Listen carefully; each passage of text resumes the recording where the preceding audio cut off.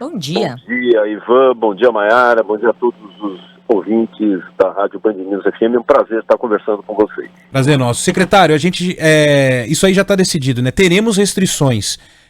Ontem o governador deu uma tranquilizada em alguns setores, na indústria, comércio. O que está sendo discutido de fato? O que a gente pode ter na prática aí em relação ao avanço da Covid aqui no estado de São Paulo e esse impacto aí em alguns setores, principalmente nesses eventos com grande público? Pois é, bem isso. Todas as vezes que nós falamos em aglomerações, e essas aglomerações, elas também estão associadas ao não regramento de medidas sanitárias, como, por exemplo, o uso de máscara. E aí é assim que ocorre a disseminação de vírus respiratórios. E, no caso, nós temos 2 vírus respiratórios fazendo parte, tanto a variante Ômicron quanto o H3N2 na variante Darwin, que são vírus facilmente dispersíveis, que tem o que nós chamamos uma infectividade maior, uma transmissão de pessoa a pessoa aumentada, e por isso nós vimos essa explosão de casos. Felizmente, frente ao sucesso da vacinação para a Covid, o impacto na nossa rede hospitalar, no que tange a formas graves e fatais, que era exatamente isso que nós temos como objetivo promover em termos de proteção com a vacina, acabaram se mostrando eficazes.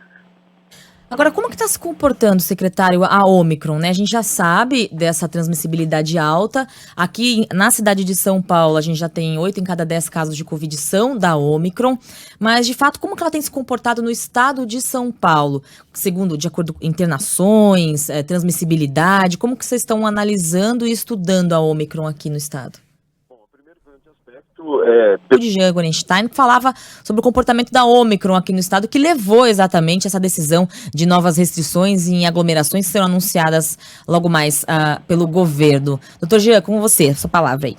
Muito bem, Mayara. Olha, é importante nós lembrarmos o número de pessoas que estão ao nosso entorno infectadas. A todo instante, você sabe de alguém que passa, positivou para Covid, e quantos outros também estão com sintomas respiratórios e sequer procuraram a rede de saúde ou fizeram a testagem. Então, dessa maneira, o número de casos é muito grande. E ele está intimamente relacionado às aglomerações, ele está intimamente relacionado ao fato das pessoas não se utilizarem ou não terem se utilizado, especialmente das máscaras, nesses ambientes festivos que nós tivemos agora do final de ano. E, claro, isso impactou na nossa rede de saúde.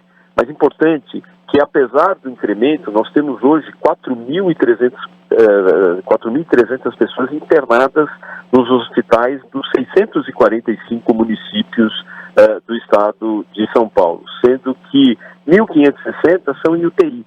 Muito diferente daquilo que nós vimos tanto na primeira onda, e especialmente na segunda, que nós tínhamos só de solicitações de unidades de terapia intensiva para a Covid, mais de 1.000 pacientes por dia.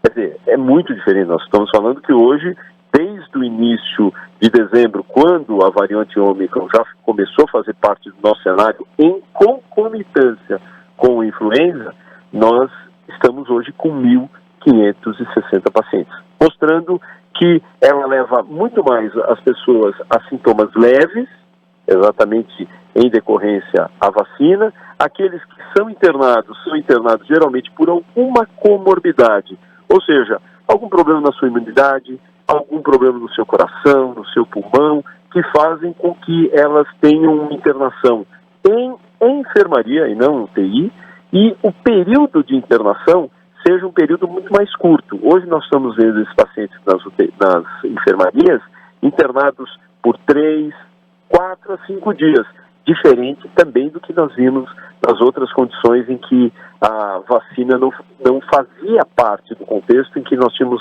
internações também, além de mais graves, muito mais prolongadas. Então, de toda forma, nós temos que trazer um regramento para a nossa população. Nós temos que ajudar, assim como a população sempre nos ajudou, nos acolheu nas medidas, tomando inclusive entre elas a própria vacina. Somos um caso de sucesso, não é porque o governo apenas disponibilizou as vacinas, mas porque a população entendeu essa importância. E nesse momento nós também precisamos fazer alguns regramentos em algumas situações em que exista realmente uma aglomeração das pessoas, em que regras sanitárias não sejam possíveis ou nem sejam seguidas ou fiscalizadas.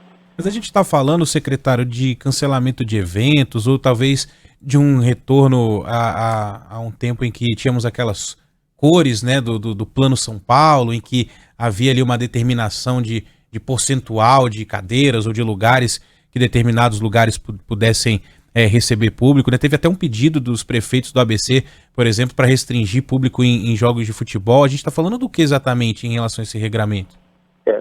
Inclusive agora, às 10 horas, acabei de chegar no Palácio dos Bandeirantes, a gente está sentando com o governador, junto com o comitê científico, para discutir os detalhes, aonde teremos essas ações que serão muito importantes. Mas lembrando que nós estamos falando de aglomerações e de grande número. Então, dessa forma, não vão impactar serviços e setores de comércio, uma vez que não é aí que o problema acaba acontecendo. O problema acaba acontecendo especialmente em locais de grandes aglomerações. Mas agora, nessa reunião das 10 horas, definiremos conjuntamente quais serão as estratégias que serão e deverão ser tomadas.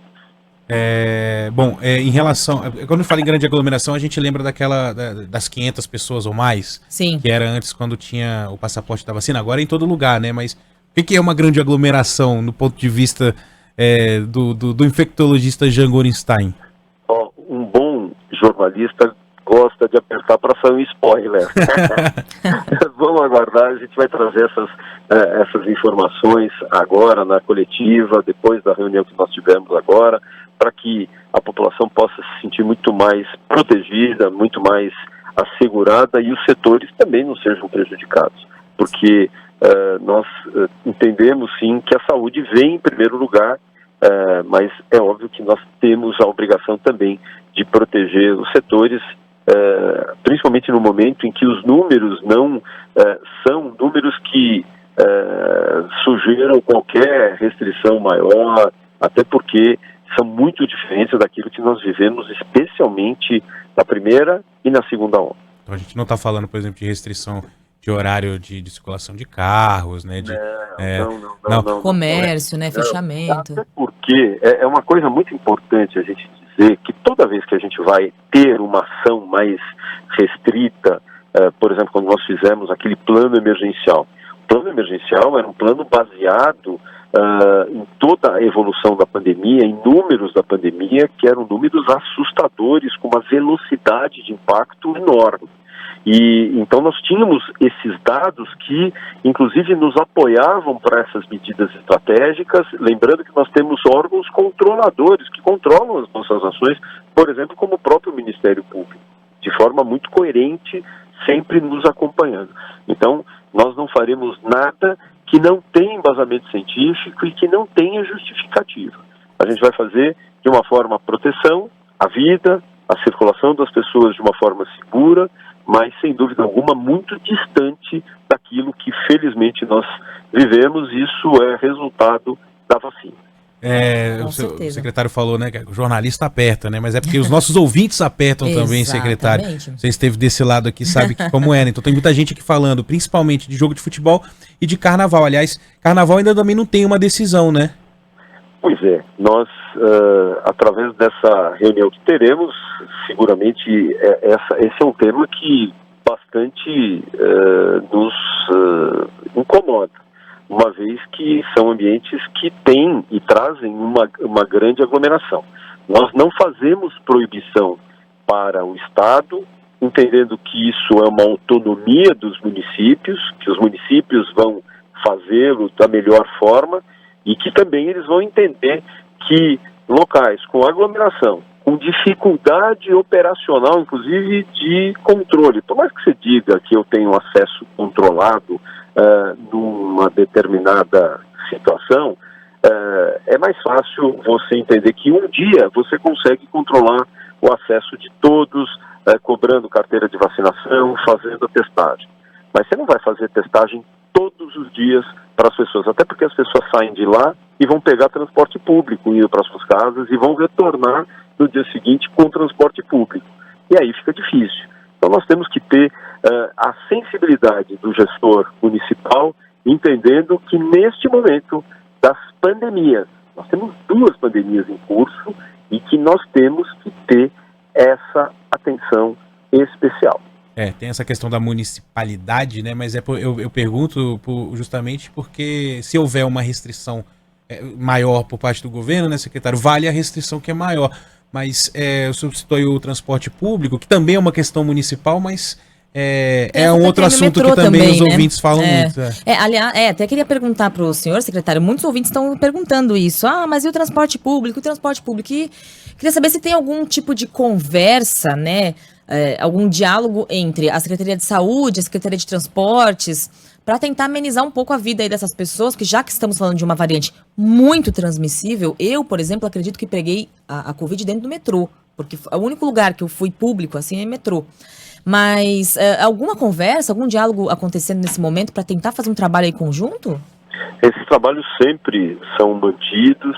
A obrigatoriedade do uso de máscara, tanto na rede ferroviária, tanto na MTU, quanto no transporte através de ônibus e metrôs, são feitos, estabelecidos, dando um mecanismo de bloqueio e de proteção. O que claramente nós pedimos é que as pessoas, à medida do possível, estejam evitando aqueles maiores momentos de aglomeração. Foi já dispensado pela Secretaria de Transporte um maior fluxo tanto de ônibus quanto de metrôs em horários específicos, no sentido de ajudar com que o embarque das pessoas sejam muito mais ágeis e céleres para evitar as aglomerações. Mas é importante cada um lembrar, olha, será que não dá para conversar, chegar um pouquinho, mudar o horário, ou sair mais cedo, ou sair um pouco mais tarde, e dessa forma evitando essas grandes aglomerações. Mas o uso da máscara se mostrou muito protetor. Máscara com vacina é algo fundamental. A gente já não está falando mais de transporte público no nosso passado. A gente sabe perfeitamente que as pessoas que sempre vão ter alguma situação, seja em situações de pequenas reuniões que acontecem dentro do seu ciclo social, ou mesmo familiar, ou até mesmo algum momento em que desprezaram o uso de máscaras em outras situações. Mas seguramente o transporte público, ele é um local que hoje, pela obrigatoriedade do uso de máscara de todos, e é bacana, que se alguém baixar a máscara, sempre vai ter alguém do lado falando, opa, arruma a tua máscara. Então, as pessoas passaram a ter essa civilidade, essa responsabilidade, não só consigo próprio, mas com todas as pessoas no entorno. Muito bem. O secretário Jean Gorenstein vai correr agora para essa reunião, onde vai ser definido exatamente quais são os setores afetados, mas ele, apesar de não gostar de dar spoiler, né, secretário? Se o secretário assistir uma série, um filme, ele não adianta perguntar para ele, ele não vai falar o que aconteceu, mas... A gente tenta. A gente sabe que não vai afetar, pelo menos, comércio, indústria, mas muito provavelmente no radar... Show, festa, jogo de futebol, esses grandes eventos, grandes aglomerações devem ter algum tipo de restrição. A gente vai ficar sabendo tudo meio-dia 45, a partir de meio-dia 45, e trazer, claro, os detalhes aqui para o ouvinte da Band News FM. Secretário Jean Gorenstein, muito obrigado, viu, por atender aqui a Band News. Imagina, Ivan, Maiara e a todos os ouvintes, é sempre um prazer conversar com vocês e lembrem-se, usem as máscaras, é fundamental que isso aconteça para que a gente proteja a todos nós. E lembrando que a vacinação está aí. Nós temos hoje 2.700.000 pessoas que não tomaram a segunda dose, portanto não estão devidamente protegidas. E temos milhões de pessoas que já poderiam ter tomado a dose de reforço e também não o fizeram. Então é importante estar atento, olhem as suas carteirinhas, estejam vacinando e não vacilem. Isso que é mais importante.